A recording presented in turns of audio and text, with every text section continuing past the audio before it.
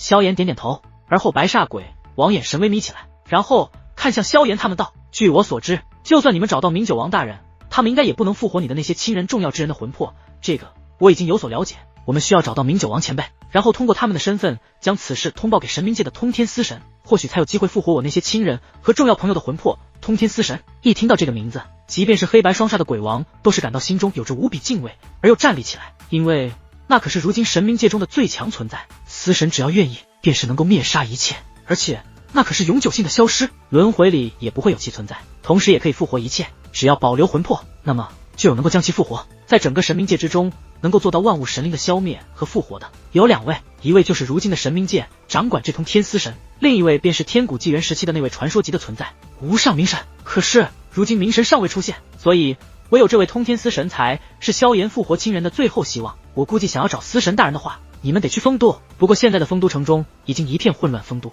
混乱？怎么回事？萧炎、灵动木尘、吴雪他们4人有些吃惊，在神明界这种地方，难道还有什么大事情发生？先不说其他事情，就说神明界之中有着神明3王看守，而且还有那位通天司神那般恐怖的存在，即便是灭神府那位神秘府主亲临，都不会让神明界这等庞然大物出现什么混乱。可是从眼前的2位鬼王口中得知，现在的丰都中似乎有什么大事情发生一般。难道是连通天司神都感到棘手的事情吗？如果我没有猜错的话，丰都应该是神明界的核心之地吧，那里应该有着诸多大能看守。难道是出什么事情了吗？此时灵动上前一步，他的那双眼眸之中流转着一片神秘的星空世界。再看向神明界的最深处区域，是有外敌入侵。牧尘惊奇一声说道：那倒不是，有神明3王大人和司神大人坐镇，即便是有造化主神入侵，恐怕也能够让他们无法全身而退的离开这里了。只是现在的丰都城中突然来了非常多的魂魄，一下子便是让的丰都城中瞬间挤满了无数万魂，即使那里已经派出去了诸多鬼王前去帮忙，可依旧是忙得不可开交。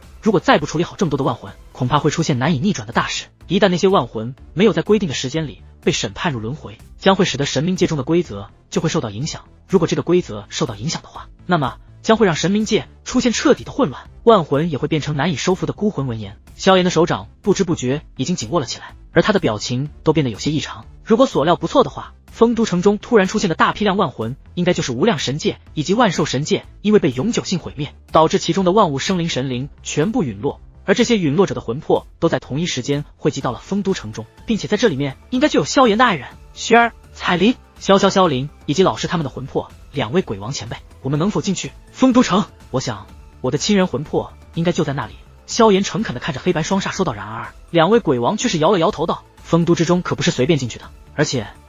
你们想要进去也进不去，因为在丰都城中有着一道大能的规则，有着规则在，你们一旦进去就会被规则之法所分解，那有什么办法？2位前辈，我的那些亲朋好友对我来说非常的重要，我不能失去他们任何一个。萧炎不会放弃任何一丝希望，如果有机会复活他们，即便是让他牺牲，也让都不带一点考虑的。望着萧炎那一份坚定之色，而且他们又和神明3王有着接触与认识，既然如此，他们也将能够进入丰都的方法告知了萧炎等人。如果你们真的硬要进入丰都，恐怕只有神明3王的那位神荼王大人才能够帮助你，所以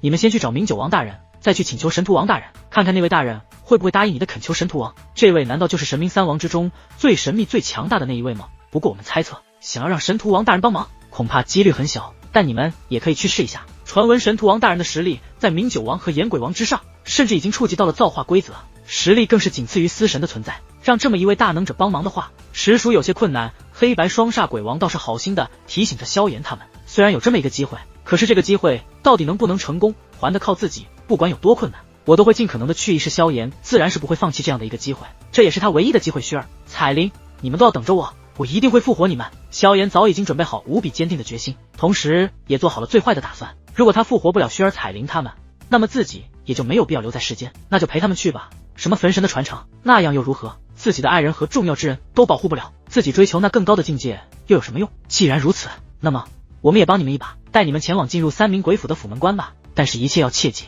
进入府门关之后会经过一群鬼魂森林，只有经过那里的鬼魂森林，你们就能够看见神明3王的府邸。黑白双煞鬼王耐心的给萧炎、灵动木尘他们讲述起前往3名鬼府的注意事项。多谢2位前辈，日后我小辈萧炎会记住你们的恩情，加倍偿还。萧炎拱手感谢，旋即灵动木尘、吴雪也同样一致拱手致谢。所魂玉的2位鬼王前辈紧接着黑白双煞鬼王如同两位穿梭于幽冥与尘世之间的引路人，带领着萧炎、林动木尘、吴雪四人穿行在无尽的虚无之中。他们的话语中带着一种超然的威严与冷漠，向萧炎描述着神冥界的架构。整个神冥界之中有36域，36座阴森无比的炼狱，每一域都铸就着不同的刑罚与审判，审判着每一个魂魄的罪恶虚无中。隐约可见这36域域界之间的界限，如同迷雾中的幻影，在这神冥界的最底部区域若隐若现，而且每一域的鬼王都是各自领域的主宰，精通着独特的神明道法，他们的实力强大的令人窒息，仿佛世间任何强大可怕的东西在这里，在他们的面前也不过是可随意扭曲的丝线。当萧炎、林动木尘、吴雪他们的视线从这一域转移到另一域时，他仿佛能感觉到那些受罚灵魂的哀嚎与绝望，在虚无中回荡，形成一股无形的波动，让他的心脏也随之紧缩。虽然只是模糊的看到了，只是这36域的一小角，但已经足以让他们感到十分的震撼与万分的恐惧。其中锁魂域比较特殊，因为只有这一域是诞生了2位鬼王，其他35域中都只有1位鬼王，而且黑白双煞鬼王的实力在所有鬼王之中虽然不是很靠前，但是也能够进入前30的存在。当萧炎等人乘坐的方舟在经过神冥界的底部区域时，便是感到一种无形的压迫，仿佛周围的空气都在挤压着他们的呼吸，他们的心跳在黑暗中愈发清晰，每一次跳动都像是在敲打魂魄的丧钟。锁魂域的边缘已经近在眼前，那里弥漫着一股让人心悸的气息，预示着其中的审判与绝望，使得这所魂域中的阴风更加刺骨，哀嚎更加凄惨。在这里，萧炎、林动木尘、吴雪等人甚至能感受到一种比死亡更为深沉的恐惧，那是对未知的恐惧，对审判罪恶的恐惧与震惊。随着黑白双煞鬼王的引领，萧炎他们一步步深入这个由惩罚与审判构成的庞大世界，每一步都踩在自己心跳的鼓点上，每一次呼吸都像是在吞噬着周围的绝望。萧炎他们想要进入府门关，抵达三明鬼府，必须要经过这神明36域。神明36域如同明镜般绵延，一座座阴森的牢狱错落有致地排列着，庞佛是罪恶的容器，装载着无尽的卑劣与绝望，欲火熊熊，炼魂之音伴随着凄厉的哭嚎，震荡着空气，让人心神不宁。即便他们乘坐着方舟，可是每一次的深入其中，每经过一域，那里的怨念和哀嚎便更加强烈，那些魂魄们根本无力反抗，只能在绝望中等待着审判之手的裁决。那些被判定有罪的魂魄面色灰败，身躯在无声的哭泣中颤抖，任由惩罚之火焚烧着他们魂魄肢体，直至化为灰烬。然而即便是在这绝望的炼狱，萧炎的眼中依旧闪烁着坚定的光芒，他深知这在这36域的尽头还有更大的挑战在等待着他。周围的景象不断变换，但36域的真正边界仿若迷雾重重，无法窥见其中的真实面貌。萧炎他们也仿佛正步入一个无底的深渊，至于那些炼狱中的真实面貌，就如同一个永远解不开的谜，留在他们心头漆黑的方舟在虚无的空间中疾驰，仿佛一条穿梭于暗夜的幽魂。36域的景象在他周围飞逝，这里是死亡与绝望的深渊，一切生机与希望似乎都被无情的吞噬。方舟经过间不同的炼狱中发出求救声，此起彼伏，那些魂魄在无尽的黑暗炼狱中显得格外凄凉，他们的呼救如同从幽深的地狱中飘出的怨念，渴望着一丝救赎的光芒。然而这里不是普通地方，不是说救，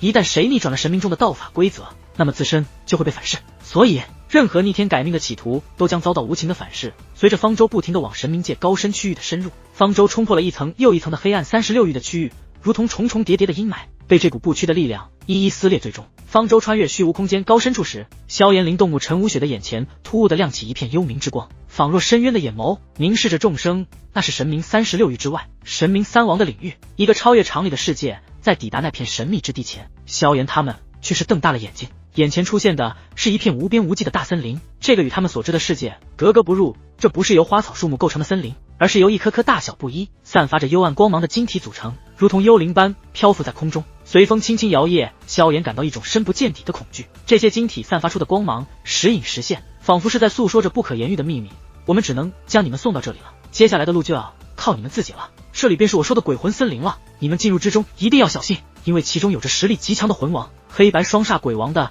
那双眼眸看到那无边无际的大森林时，他们的身躯似乎被一股无形的大能规则所压制，仿佛这里并不是他们该来的地方。一般我们不能贸然接近这里，在没有被允许的情况下，我们会受到这里神明规则之法的约束。如果我们再往前的话，恐怕会被规则给镇压。当然，这规则约束是针对我们神明界的所有神灵，因为在这里有着非常严格而又特殊的神明律法，谁不按照神明律法中的内容，就会被这里的规则之法所镇压。见此有这样的一个情况，黑白双煞鬼王也是与萧炎等人告别后，迅速地离开了此处。望着那消失不见的方舟之后，萧炎他们才将目光直勾勾地看向那散发出极其特别气息的鬼魂森林。只要我们成功穿过这个鬼魂森林，我们就能够抵达明九王前辈的三明鬼府了。想到这里，萧炎也是非常的激动起来，因为他有一股感觉到自己的爱妻和自己的孩子以及老师他们即将要复活的景象。萧兄，这里的鬼魂森林中散发出非常特别的气息，而且从这些气息上看，那股气息的力量已经达到大道主神的级别。灵动神情凝重地望着那巨大无比的鬼魂森林。天哪，这鬼魂森林到底是什么东西啊？为何其中所散发出来的气息都能够达到大道主神的级别？牧尘等人也都惊呼出声，为何一个鬼魂森林就散发出如此可怕的气息？这神冥界不愧是掌管世间万魂之地，这鬼魂森林非同寻常，不见草木葱茏，生机盎然，而是由无数颗幽灵般的晶体构成，这些晶体大小不一，闪烁着幽幽的光芒，似是夜空中最暗淡的星辰，又似是地底深处最孤独的灵魂灵兄。牧尘、吴雪，你们三人要小心一些，这里头肯定有极其强大都存在。萧炎嘱咐了一声后，便是直接掠向这鬼魂森林之中。灵动、牧尘、吴雪紧跟其后，他们踏入鬼魂森林之后，每一步都似乎能听到晶体内部深处传来的低语，那是属于另一个世界的呼唤。森林中的空气异常沉重，充满了未知和神秘的气息，让人不由自主地屏住了呼吸，四周静谧的只能听见自己的心跳声，偶尔有晶体碰撞的声音，却也显得格外突兀。萧炎抬手触摸其中一颗晶体，它们的表面光滑而冰凉，仿佛能吞噬一切触碰的热量。他能感受到晶体中蕴含着一种强大的力量，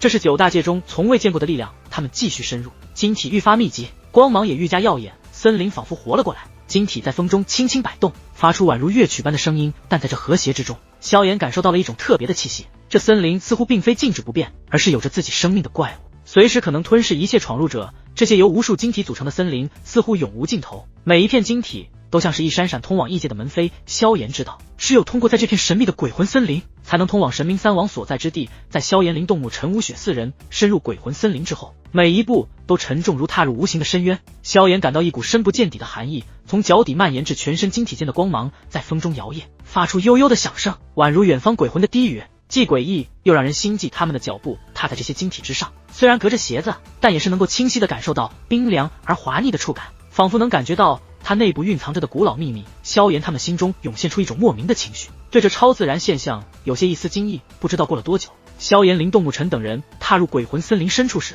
看见前方有一座阴森的仪式台，他们缓缓地走过去时，突然鬼魂森林中的宁静被突如其来的狂风所打破，犹如无数幽魂在哀嚎，声音在林间回荡，阴森而深邃树叶在风中沙沙作响，仿佛是无形的手在拨动着生命的琴弦，奏出一曲诡异的乐章。空气中弥漫着一种令人窒息的寒意，它不同于自然界的寒冷，而是带着一种超自然的力量。刺骨而深入骨髓，仪式台上的图腾突然亮起了悠悠的蓝光，仿佛古老的力量在此刻被唤醒。萧炎他们感受到了前所未有的压力，仿佛有无形的重负压在他们的肩膀上，令他们几乎喘不过气来。大道神力在体内蠢蠢欲动，却又被这阴冷的气息所抑制。一时之间，他们感到了前所未有的一种压迫感。不好，这里的气息非常诡异。萧炎的眼皮子一动，双手迅速结印，从他的身体四周散发出了一层五色的火之光芒，这是他体内神火的力量。然后一只手臂搭在了吴雪的肩膀之上，同样他的娇躯之上被五色火芒给包裹而尽，炽热的火焰不断的压制这阴冷的气息。而灵动和牧尘也纷纷催动了自己的祖符和原始法身的力量，各种璀璨的光芒在鬼魂森林中闪耀，